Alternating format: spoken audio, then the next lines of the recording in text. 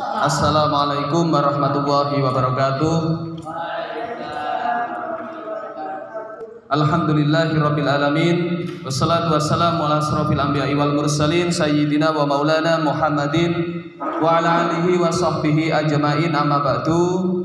Anak-anakku sekalian, santriawan santriwati TPQ Darul Ilmi yang berbahagia, puji syukur alhamdulillahirabbil alamin kita haturkan kepada Allah Subhanahu wa taala yang telah memberikan kepada kita semuanya kenikmatan berupa kesehatan, waktu luang, sehingga kita semuanya bisa hadir di sini menghadiri majelis ilmu dalam rangka mendekatkan diri kepada Allah Subhanahu wa taala dengan cara belajar.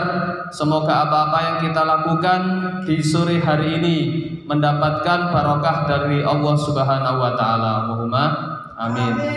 Yang kedua, salawat serta salam tak lupa selalu tercurahkan kepada junjungan kita Nabi Agung Nabi besar Muhammad sallallahu alaihi wasallam beserta seluruh keluarganya, beserta seluruh sahabatnya dan umat-umatnya yang senantiasa menyampaikan, mendakwahkan Islam sebagai agama yang paling benar di sisi Allah Subhanahu wa taala, yang nantinya kita harapkan syafaat dari beliau Nabi Muhammad sallallahu alaihi wasallam di yaumul akhir.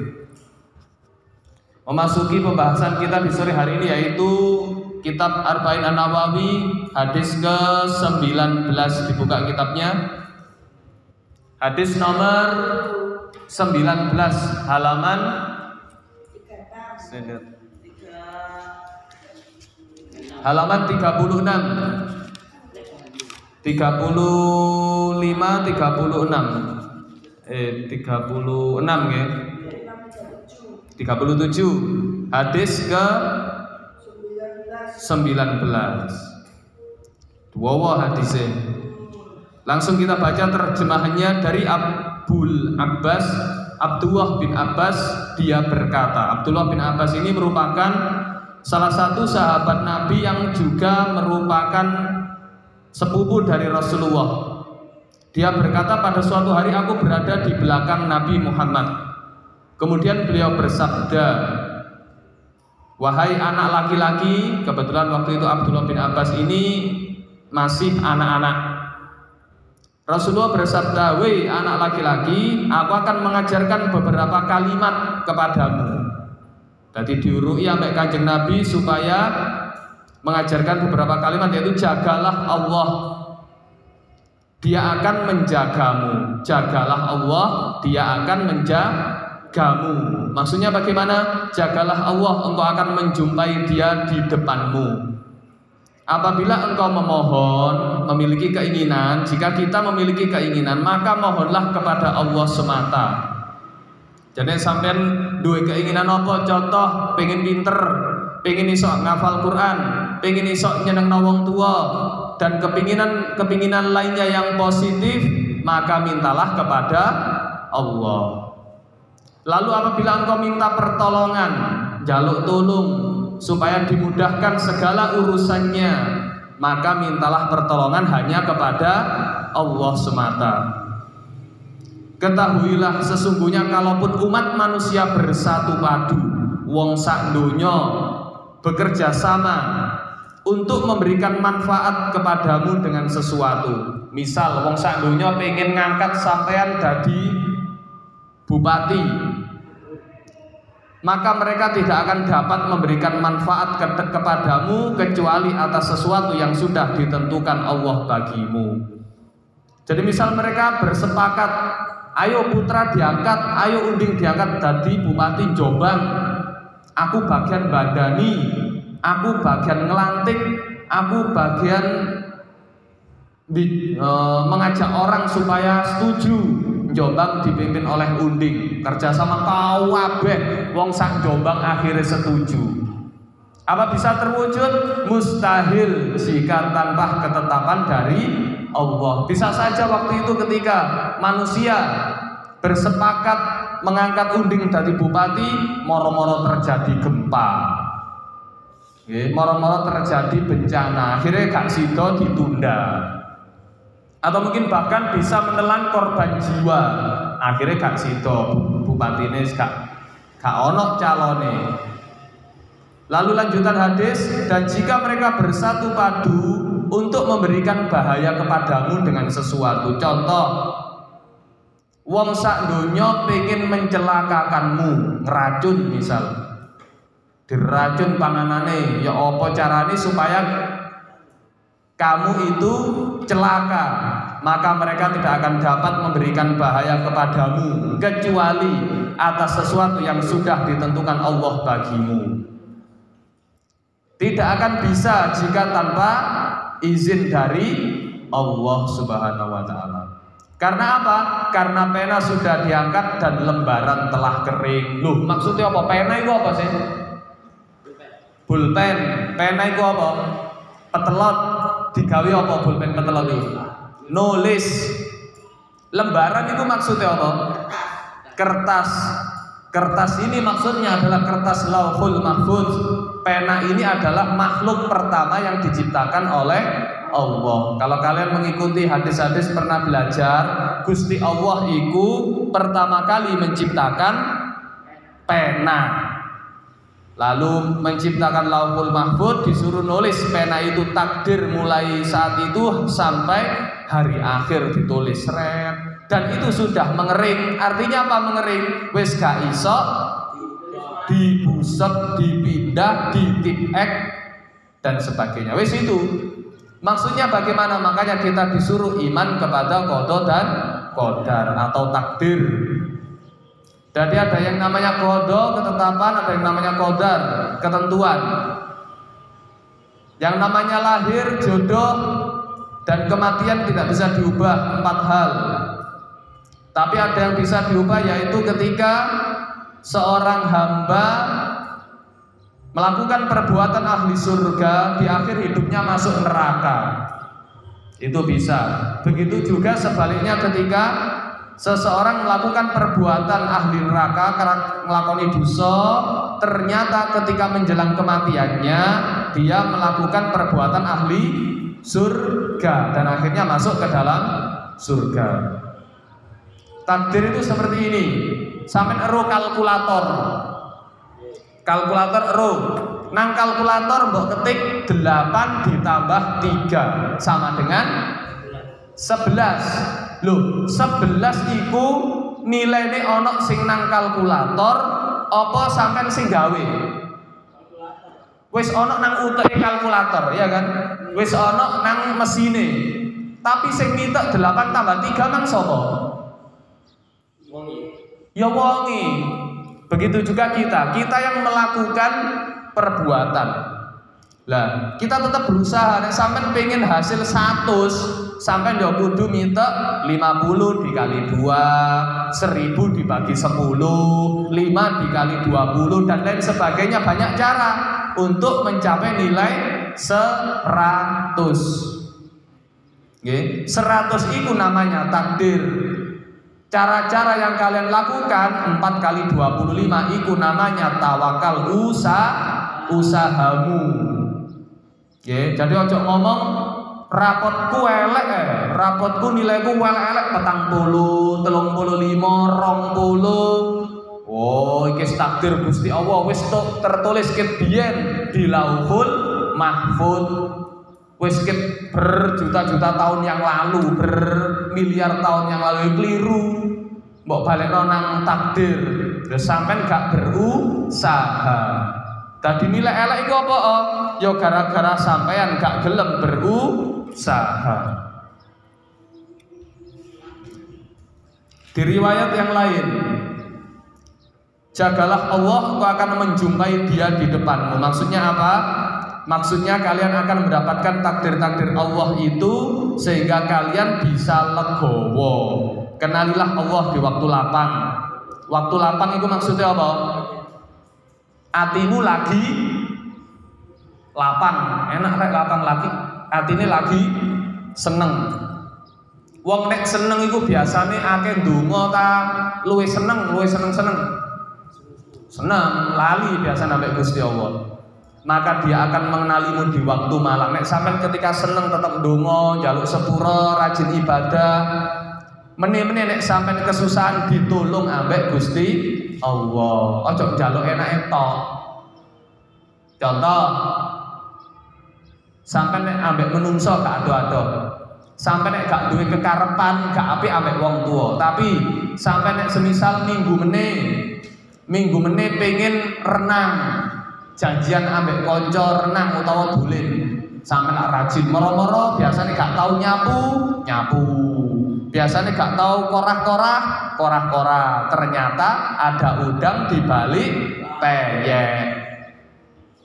Kepengin, loh, Bu, Pak, aku meneh janjian mlaku-mlaku ambek arek-arek gak apa-apa nggih. Aku sangono-ono. Yalah, ana karepe. Nggih, nek wong biasane oh ya wis, ya Gusti Allah ya. Kadang wong kadang kan jengkel yalah tibane kon njaluk balas budi. Nah, tadi gak pantas. Makanya walaupun keadaan lapang pas seneng, ikut tetap rajin ibadah. Maka ketahuilah, lanjutan hadis, bahwa sesuatu yang telah lepas darimu, ia tidak akan menimpa dirimu. Contoh kematian, nek durung wayahe mati yoga mati. Nah, jan gurung wayane apa mati gak mati, contoh ada banyak kecelakaan mobil yang terekam CCTV, bahkan kecelakaan yang lalu kadang kan harusnya mati pas enak-enak. Tahu kayak status gue sambil tagak wong mancal dodol kaya sego jagung ngono lho. Moro-moro tutuk mburi kono motor pickup sliot. Kesantap mburine jeblek. Terus sepedane monting mencelat dheke gak apa-apa. Dhek gak keserempet sampai ndelok statusku pasti kok. Ya, ono maneh contoh yang lain kobong nang jero tempat sing harusnya semuanya mati, ternyata dia masih diberikan kehidupan. Ono numpak pesawat jatuh, semuanya mati, tapi ono sing gak mati. Sing apa? Pesawat roto, nek pesawat roto hampir 90% mati semua. Tapi wong iki jek urip gara-gara apa? Gara-gara kari, gara-gara telat, gara-gara gak sida budal. Kayak tadi nang dalan misu-misu kejebak macet. Misu, waduh telat ke bandara Pak sopir. Bagaimana ini? Ini saya telat, ini saya ada pertemuan penting, ada rapat di Makassar.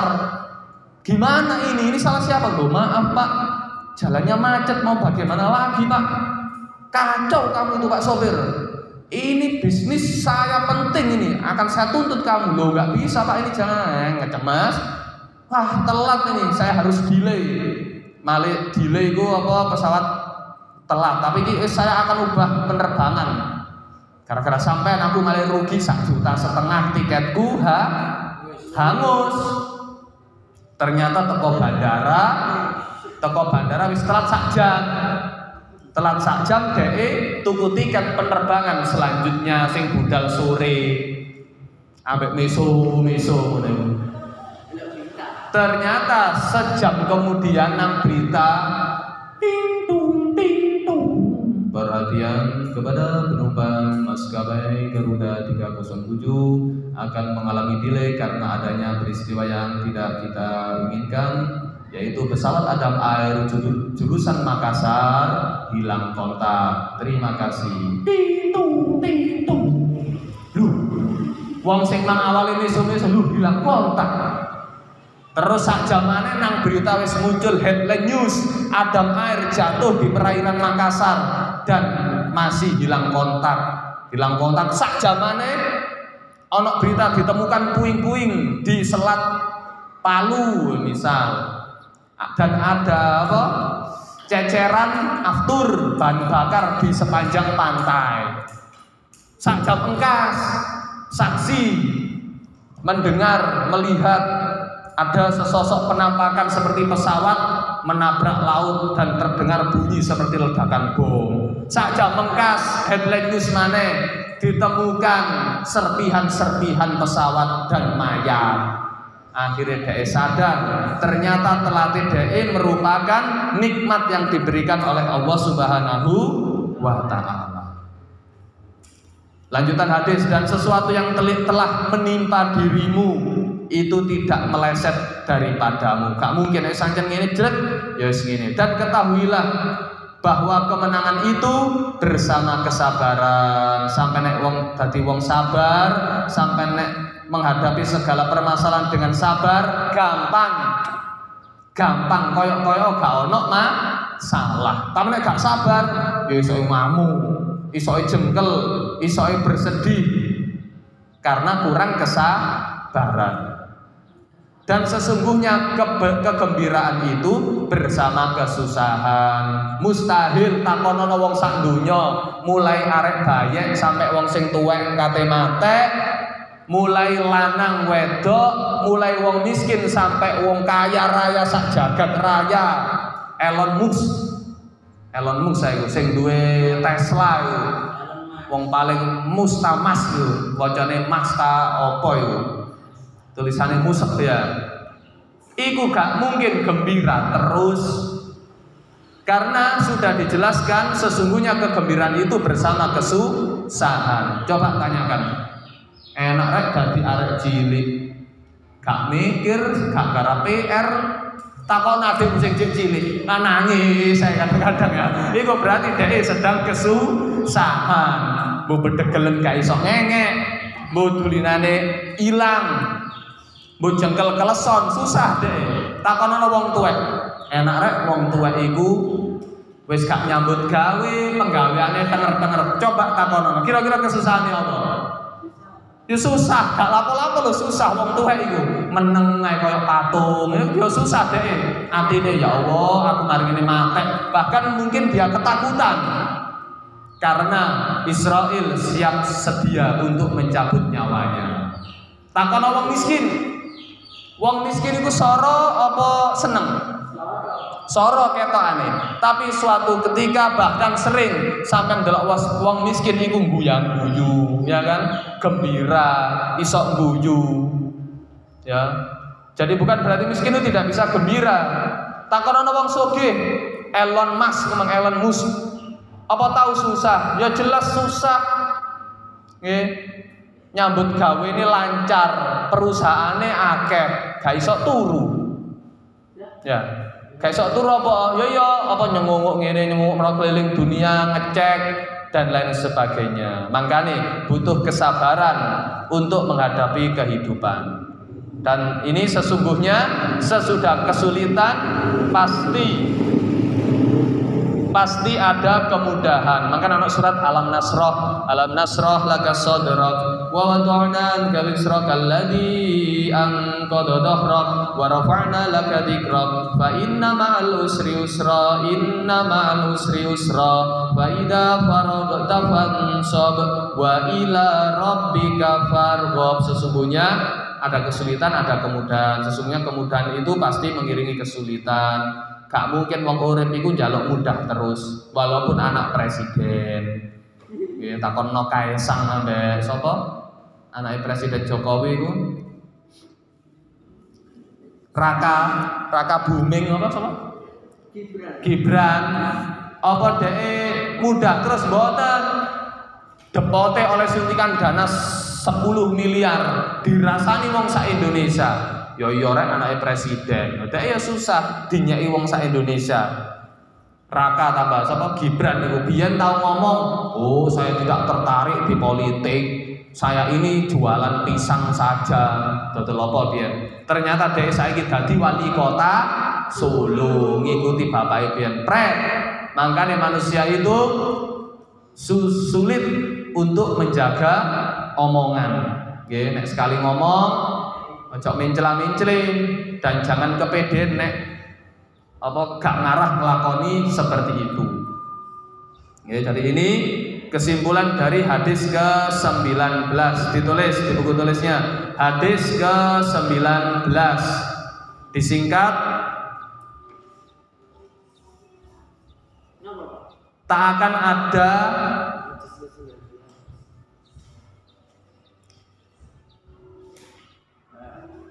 ada yang bisa memberikan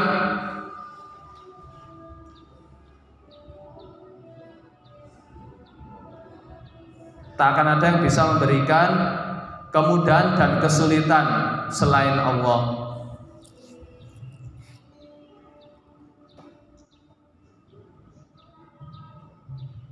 Titik.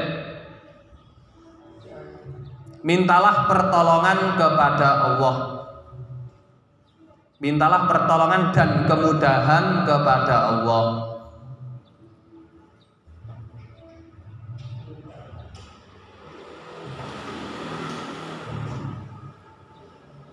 Ya, jadi intinya ini tadi ada suatu peristiwa, yaitu Abdullah bin Abbas diomongi ambek Kanjeng Nabi, cah bocah, tauri kalimat jagalah Allah.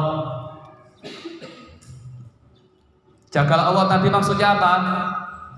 Ya menjalankan perintah Allah, menjauhi segala larangannya. Selakonono salat ae, sing lanang salat 5 waktu, sing wedok nutup aurat, itu kewajiban, duduk sok alim.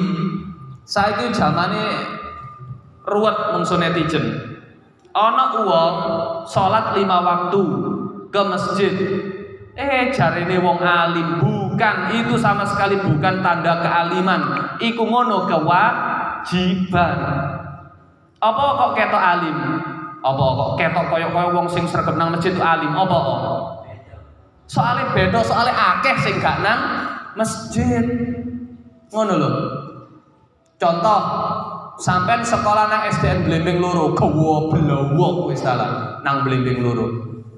Tapi ketika mlebu SMP gedek, ketok pinter, apa? Kira-kira apa? Soale kanca-kancamu lah ya gak ngono maksudnya iku ngene. Sampai nang Blimbing loro pinter, dibalik ya saiki. Terus SMP sampean keterima SMP loro Kota Mojokerto utawa misal SMP favorit nang Mojokerto. Kira-kira nang kono dadi arek pinter tetep ta goblok. Apa ketok goblok. Soale saingane pinter. Tapi alhamdulillah arek kene iku insyaallah Blimbing. Kalau dulu pinter-pinter. Ya coba tanyakan sing kelebu negeri saingan nang Tamsis rengkeng, nang SMP 6 rengkeng. Soale gawane pinter-pinter saingane arek kota sing wis terkontaminasi sing slendro-slendro rodoan. Ya dari ketok pinter. Iku gara-gara gumbulan, bukan berarti uang sing sregep nang masjid iku alim, iku ngono biasa, iku memang kewajiban. Ojo rumangsa sampean sok alim. Aku alim rek sregep sapa musala 5 waktu lengkap. Jangan seperti itu lho biasa, amat sangat biasa, soal itu kewajiban. Tapi nek sampean contoh bengi salat tahajud, poso Senin Kemis, nang dindi nutup aurat, hafal Quran, itu baru luar biasa. Tapi nek ejek salat jamaah ngono ae amat sangat biasa. Sing wedok ya ngono. Kudungan nang dindi kudungan mbok kira alim boten. Itu memang kewajiban sebagai kaum muslimah. Nek wedok Islam itu memang wajib menutup aurat. Nggih, duduk alim gak blas. Tapi kadang wong saiki diomongi, "Mbak, sampean gak jilbaban ta?" Oh, atiku gurung siap. Engko omonganku melincah-melincih, aku ejek seneng rasani, aku ejek seneng nyelatu uang. Aku mau kudungan sik tak noto ati, keliru. Kudungan itu kewajiban. Dene wong kudungan kakean omong, wong kudungan senengane ngrasani, itu duduk salahe kudunge ya salahe wonge dhewe. Nggih. Aja ngenteni dadekno pocong baru kudungan. Pocong wong wedok itu berapa kain kafannya? Berapa lapis? Ratusan. 5. Nek lanang 3. Nek lanang mati kain kafane 3 lapis, dipocong, dibungkus kok permen cret. Nek wedok ditambahi kudung. Apa gelem wong wedok kudungan nek pas matine tok. Naudzubillahi min dzalik. Nggih. Biyen uripe gak tau kudungan, pas mati baru kudungan. Telat apa telat? Telat. Sudah telat semuanya. Dia sudah menyebarkan dosa tidak menutup aurat. Tapi berhubung zaman edan zaman sekarang sing kudungan disangka alim, padahal sudah biasa dan harusnya seperti itu. Jadi jagalah Allah, Dia akan menjagamu. Jagalah Allah, engkau akan menjumpai Dia di depanmu. Kalau memohon, meminta pertolongan hanya kepada Allah. Dan tidak ada manusia yang mampu memberikan manfaat dan mudorot. Mudorot itu kesusahan. Tidak ada yang bisa kecuali atas izin Allah.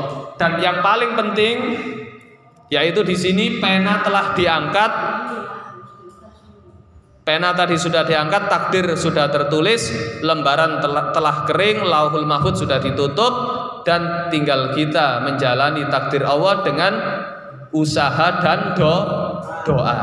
Jadi kita sebagai manusia diwajibkan untuk pertama berusaha dengan rajin ibadah. Kayak ujian usaha sinau.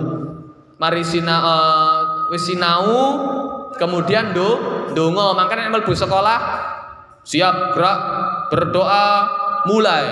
Apa kok gak ayo nyanyi nyanyi kok gak nyanyi kan luwih ceria, apa kok berdoa?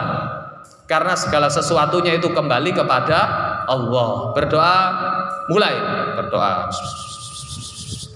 Nah, mari selesai berdoa terus garap ismari, kemudian tawakal. Dene nilainya elek, kita sudah berusaha. Dan kalian sudah memasuki usia-usia remaja, ditemani sinaune. Bukan main-main, 5 tahun lagi, 6 tahun lagi kalian sudah memasuki dunia kerja. Bus kerja, bu kuliah, bu pengangguran, ojo sampai nganggur. Insya Allah banyak-banyak penggawean. Dan hati-hati terjebak dalam pemikiran generasi aras-arasen. Gak gelem nyambut gawe nek gak gelem nyambut gawe nek dikongkoni wong. Nek sampean gak gelem dikongkon wong, sampean harus dadi seorang wira swasta, usaha dhewe, kok sampean dadi bose. Nggih, masa depan kalian sebentar lagi kalian jemput, ojo nglalekno salat ibadah, kemudian berdoa dan tawakal kepada Allah. Itu inti dari hadis ke-19. Ada yang ditanyakan? Kalau tidak ada yang ditanyakan, kita akhiri pertemuan kita hari ini dengan bacaan hamdalah alhamdulillahirabbil alamin. Pun nggih, Bapak akhiri wassalamualaikum warahmatullahi wabarakatuh.